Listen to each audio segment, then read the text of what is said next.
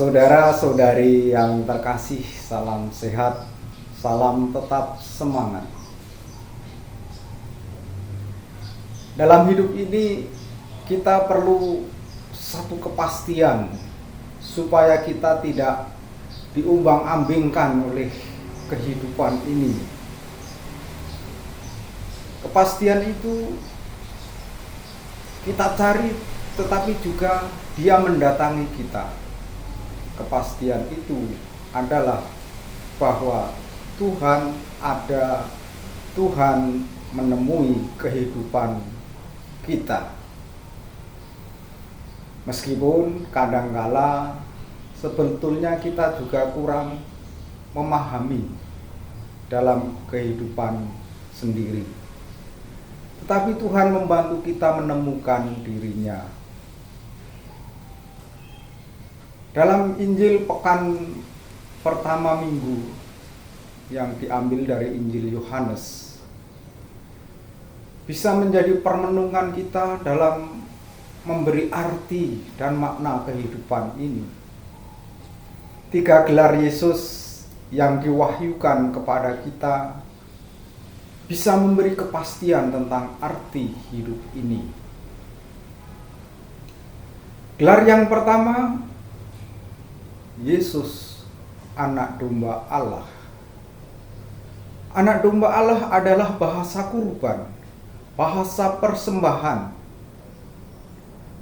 Tetapi dalam Injil Yohanes masih diberi keterangan, lihatlah anak domba Allah yang menghapus dosa dunia. Lihatlah anak domba Allah yang menghapus dosa dunia mempunyai arti baru, makna baru. Dialah yang menyingkirkan kegelapan dosa. Dialah yang menghapus dosa dunia, sehingga dunia ini menjadi wahana yang terang.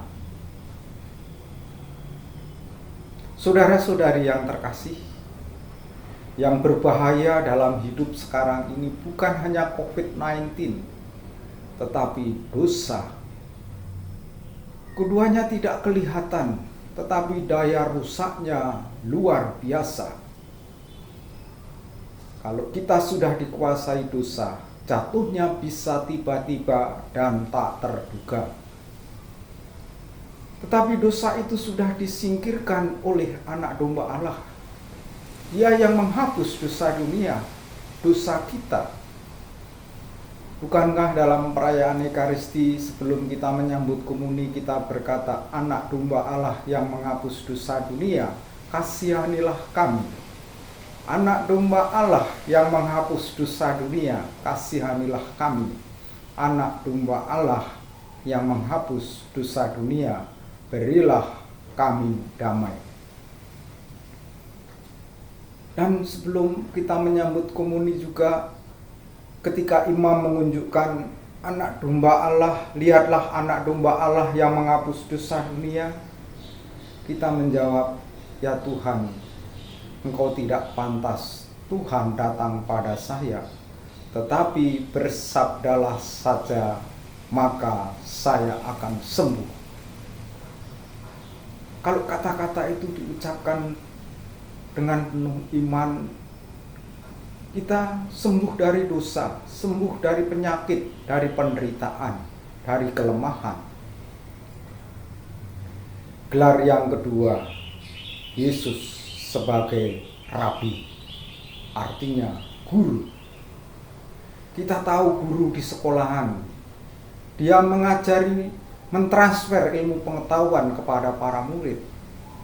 Tetapi juga guru harus menjadi teladan dalam tingkah laku, dalam perilaku. Yesus lebih dari guru di sekolahan. Dia adalah seorang bijak yang menerangi liku-liku kehidupan dalam perjalanan yang tidak mudah ini. Lebih dari itu, Yesus memperkenalkan siapa Allah dengan cara yang baru. Ia mengajarkan kepada kita agar orang berani memanggil Allah sebagai Bapa. Saudara-saudari yang terkasih, kalau kita berani memanggil Allah sebagai Bapa, kita akan mengalami diperhatikan oleh Allah, dilindungi dan dibimbing.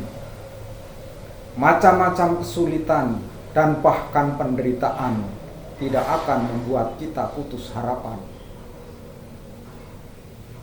Saudara-saudari, menghayati Allah sebagai Bapa yang baik. Dalam keluarga tidak boleh seorang anak dilukai oleh ayahnya. Kalau kita punya pengalaman buruk terhadap ayah, pengalaman itu akan terbawa dalam penghayatan kita sebagai orang beriman dalam menghayati Allah sebagai Bapa yang penuh kerahiman, yang penuh kasih. Gelar yang ketiga, Yesus, Mesias, Ia yang diurapi oleh Allah. Mesias adalah tokoh yang kedatangannya telah lama dinanti-nantikan. Dialah yang diharapkan akan memimpin umat manusia agar mendapatkan kembali kehidupannya, hubungan dengan Allah baik, relasi dengan manusia harmonis, dan dengan seluruh alam ciptaan. Kita mendambakan pemimpin yang datang dengan kuasa Allah sendiri, dan pemimpin itu adalah Yesus, Mesias yang diurapi. Tetapi dalam kehidupan kadangkala panggilan ini tidak jelas, seperti dalam bacaan pertama. Samuel muda dipanggil Tuhan menjadi jelas setelah 3 kali panggilan itu. Mengapa panggilan tidak jelas? Karena Samuel sedang tidur.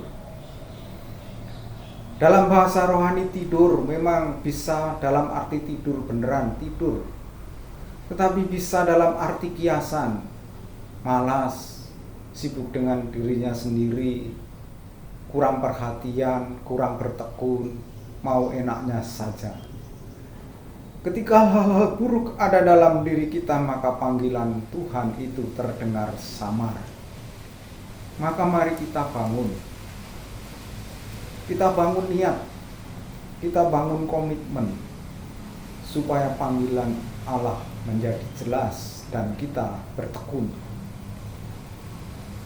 Surat Rasul Paulus kepada jemaat di Korintus bisa menjadi pegangan dalam hidup kita.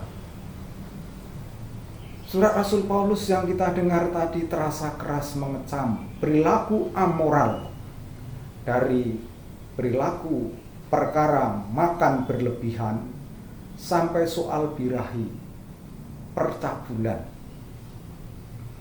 Mari kita singkirkan kegelapan, kita singkirkan keserakahan, dosa percabulan, jelojoh. Mari kita menemukan Tuhan dan mengikutinya. Dan ketika kita mencari Dia, kita menemukannya, berjumpa dengan Dia. Dengan begitu kita mulai dapat berbagi kegembiraan, berbagi sukacita dengan orang lain. Seperti para murid Yohanes dalam Injil tadi, dapat membawa kegembiraan, sukacita, dan menampilkan wajah Kristus sebagai yang penuh kasih. Allah Bapa adalah Allah yang penuh kasih. Kita diajak memuliakan Allah dengan tubuh kita. Salam sehat, salam tetap semangat. Tuhan memberkati kita. Amin.